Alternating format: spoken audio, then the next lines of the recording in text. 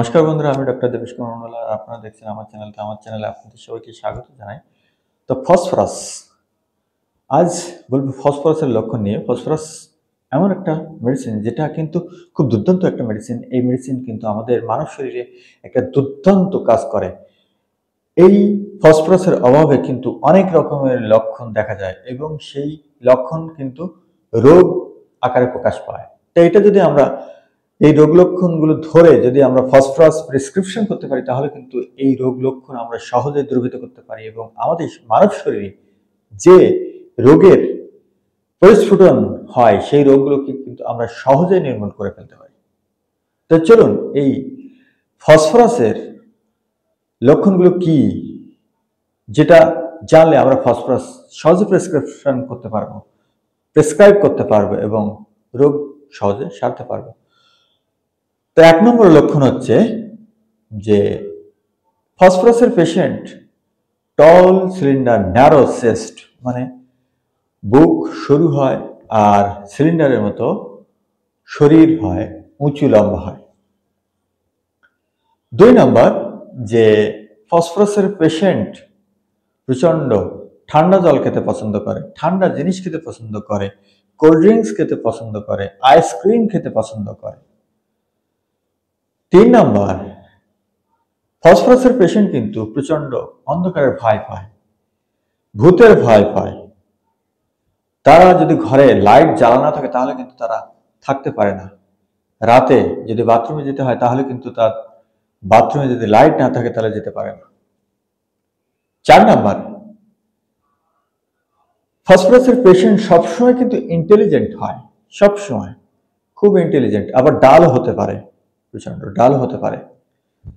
5 নম্বর যে ফসফরাসের পেশেন্ট কিন্তু বেশিরভাগ ক্ষেত্রে অভিযোগ করে দেহের কোনো না কোনো জায়গায় জ্বালার একটা প্রশ্ন তোলে। আমাদের হোমিওপ্যাথিতে কিন্তু বার্নিং এর ট্রায়াল মেডিসিন আছে। সেই বার্নিং এর ট্রায়াল মেডিসিন যেমন আর্সেনিক, সালফার, ফসফরাস, এটা হচ্ছে বার্নিং অফ ট্রায়াল। এই 3টি মেডিসিনে কিন্তু জ্বালা বেশি থাকে সব থেকে। ফসফরাসের পেশেন্টের হেমারেজিক ডায়াসিসে থাকে, হেমারেজিক একটা প্রবণতা থাকে, সারা শরীরে কোনো না কোনো জায়গায় ফেটে রক্ত বেরোতে পারে।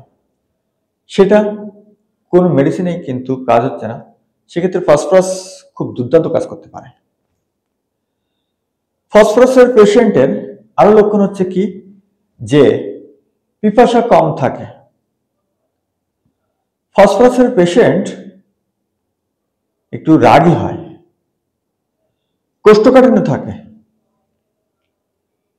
ফসফরাসের পেশেন্ট দেখতে খুব সুন্দর হয়, ছেলেদের ক্ষেত্রে হ্যান্ডসাম বলা হয় আর মেয়েদের ক্ষেত্রে বিউটিফুল বলা হয়, খুব দেখতে সুন্দরী হয় মেয়েদের ক্ষেত্রে। এবং দেখবেন ফসফরাসের পেশেন্ট আসলেই বুঝতে পারবেন যে ফসফরাসের পেশেন্ট, কারণ দেখতে খুব সুন্দরী। ফসফরাসের পেশেন্ট আরো একটা লক্ষণ দেখা যায় যে রেস্টলেসনেস, মানে সবসময় অস্থিরতা ভাব, অস্থির, একটা জায়গায় স্থির হয়ে দাঁড়াতে পারে না বা স্থির হয়ে থাকতে পারে না। যদি বাচ্চা হয় তাহলে কোনো বাচ্চাই এক জায়গায় বসতে পারবে না, এক জায়গায় স্থির হয়ে থাকতে পারবে না, হয় এদিকে না হয় ওদিকে দৌড়াদৌড়ি, লাফালাফি, ঝাপাঝাপি করছে।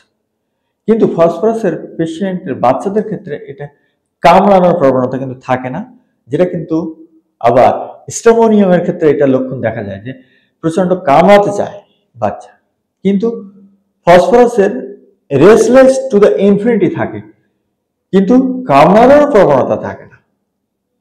সেক্ষেত্রে এই ফসফরাসের এইসব লক্ষণগুলো ধরে যদি আমরা প্রেসক্রিপশন করতে পারি, তাহলে কিন্তু অবশ্যই যে সমস্যাই হোক না কেন সেই সমস্যায় কিন্তু সেটা ম্যাজিকের মতো কাজ করবে এবং খুব ভালো রেজাল্ট পাবেন। আপনারা ব্যবহার করে দেখতে পারেন, না হলে বুঝতে পারবেন না। ব্যবহার যখনই করবেন তখনই বুঝতে পারবেন যে ফসফরাস কত সুন্দরভাবে, কত দ্রুত কাজ করে এবং কত স্মুথলি রোগ সারাতে পারে। তাই সে হোক হাতে পায়ে জ্বালা, খিদে নেই, কনস্টিপেশন হতে পারে বা চুল পড়া হতে পারে, মুখে ব্রণ হতে পারে, পেটে ব্যথা হতে পারে, ফসফরাসের বমির একটা লক্ষণ বলা হয়। ফসফরাসের রোগীর ক্ষেত্রে বমি হয়, এখন খেলো 1 ঘন্টা পরে ওই পেটের ভাত বা জল সব গরম হবে, তারপরে কিন্তু বমি হবে। আর আর্সেনিকের ক্ষেত্রে কি তার উল্টো, খাওয়ার সঙ্গে সঙ্গেই সে ভাত বলুন জল বলুন সঙ্গে সঙ্গেই বমি হয়ে উঠে যাবে। এটাই হচ্ছে আর্সেনিক আর ফসফরাসের মধ্যে পার্থক্য।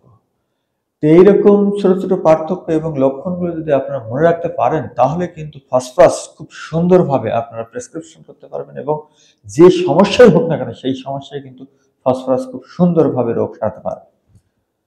তো বন্ধুরা, এরকম নতুন নতুন তথ্য পেতে অবশ্যই চ্যানেলটিকে সাবস্ক্রাইব করতে ভুলবেন না এবং লাইক ও কমেন্ট করে জানাতে পারেন যে কোন রোগের সম্বন্ধে এবং কোন ওষুধের সম্বন্ধে আপনারা জানতে চান।